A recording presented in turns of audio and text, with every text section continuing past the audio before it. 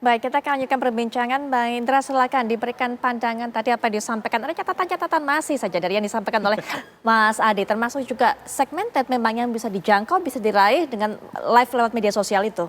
Ya, kembali seperti disampaikan tadi, 14 Februari nanti akan banyak temuan-temuan baru. Karena ini banyak hal baru ya kan. 2019 itu kayaknya belum ada TikTok kan. Jadi banyak hal-hal yang baru yang muncul saat ini, termasuk jumlah pemilihnya kan. Sekarang ini kan generasi milenial dan generasi Z itu yang jumlahnya terbesar, dan mereka yang setiap hari selalu megang gadget, mau di daerah manapun. Ya kan, mau di daerah pelosok pun, saya ke beberapa pulau megangnya tetap gadget kok, tetap gawai kan. Jadi kita akan lihat, ini akan banyak kejutan-kejutan. Nah, kalau komitmen dari kubu kami, jelas memang mengusung perubahan. Kami ingin menegakkan demokrasi. Kami ingin mencerdaskan kehidupan bangsa. Dan kalau kata Einstein nih, cara ngukur kecerdasan, ya, to measure intelligence is by the ability to change. Jadi ukuran kecerdasan adalah kemampuan membuat perubahan. Oke, baik. Ya kan? Baik, Dan kita mengubah cara-cara lama yang tadi Mas Adi Pray katakan, ngumpulin orang, joget-joget dangdut, bagi-bagi bansos, bagi-bagi amplop, itu mau kita ubah. Kita mau bawa bangsa Indonesia ini menjadi bangsa yang cerdas, sesuai dengan amanat konstitusi. Kita ajak dialog, kita ajak berpikir. Jadi datang itu bahkan di acara-acara desak Anies nih, kita nggak ngasih mereka makan.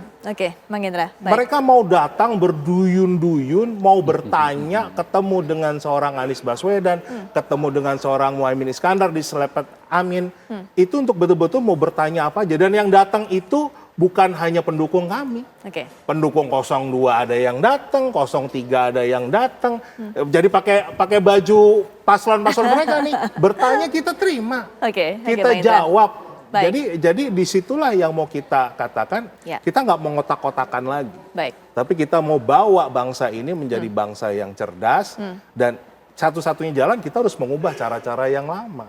Jangan lagi suara rakyat itu dibeli dengan amplop, dengan bansos, dan sebetulnya kalau rakyat ini kita dorong untuk cerdas, semakin banyak adanya bansos, Bang Indra, berarti semakin rendah daya beli.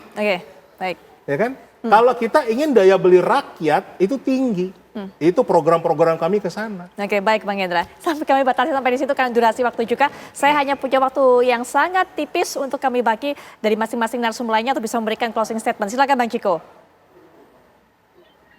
Jadi prinsipnya kita bicara medsos, kita bicara belusukan, ini kan adalah hanya media atau satu alat medium untuk menjangkau masyarakat. Tetapi pada prinsipnya, pada akhirnya apa yang menjadi konten dan substansi yang kita bawa itulah yang menjadi senjata-senjata pamungkasnya. Ini yang kita selalu, Pak Ganjar dan pun Bapak Mahfud, kita ingin jujur dan tampil apa adanya. Jadi kami tidak ingin banyak slogan atau banyak gimmick, sehingga memang itu yang kita kedepankan.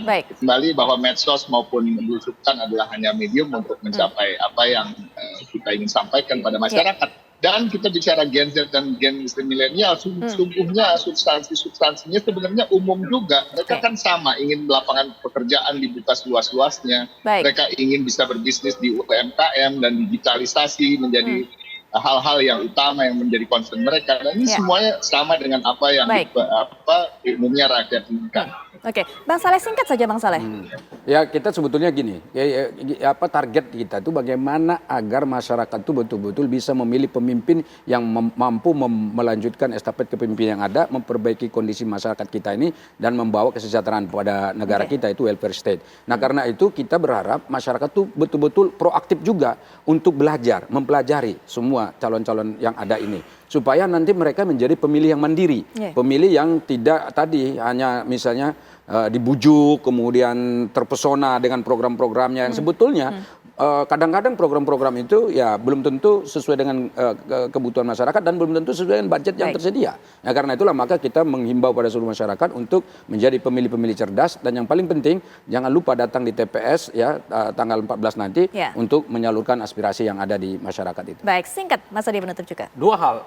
Bicara politik itu ada yang unsur menang-menangan. Kalau bicara menang-menangan tentu segala hal diamplifikasi. Ketemu dengan tokoh masyarakat, ulama, kiai, pendeta, ustadz, kampanye darat, kampanye udara, bantuan sosial, makan gratis, KUA gratis, nikah gratis, semua serba gratis. Tujuannya adalah untuk menang-menangan. Jadi itu yang paling penting, makanya kalau bicara rumus tentang bagaimana memenangkan pertarungan, ya harus bicara dengan bahasa kaum para pemilih itu. Di kita 65% itu adalah kelas menengah ke bawah yang preferensi politiknya memang agak pendek. Bukan lagi soal hal-hal yang sifatnya substantif. Oleh karena itu yang kedua, di luar hal-hal yang menang-menangan tentu capres dan cawapres ini harus mengedukasi rakyat bahwa mereka kalau jadi pemimpin harus membuat Indonesia itu mengalami lompatan-lompatan besar. Jangan lagi rakyat hanya jadi komoditas dan itu jadi bahan gayu bakar politik jelang pemilu. Bicara kemiskinan, pengangguran dan pengangguran itu aja Put. Tidak pernah bisa diselesaikan dan tidak pernah bisa ditundaskan. 14 Februari jangan salah pilih calon presiden dan wakil presiden. Itu dia, pesan-pesan sudah disampaikan, pandangan sudah disampaikan oleh masing-masing narasumber. Mas Adi terima kasih, Bang Saleh terima kasih, Bang Indra terima kasih, Mbak Jiko juga terima kasih sudah meluangkan waktunya untuk bisa ikut perbincangan melalui daring. Dan yang pasti ini juga bisa menjadi bahan untuk Anda semua sebelum nanti Anda menuju TPS pada 14 Februari 2024. Ingat sekali lagi, jadilah pemilih yang cerdas dan kami kabarkan Anda putuskan. Sesaat lagi, karena Anda juga punya rangkaian kabar-kabar menarik yang akan disajikan untuk Anda. Silakan.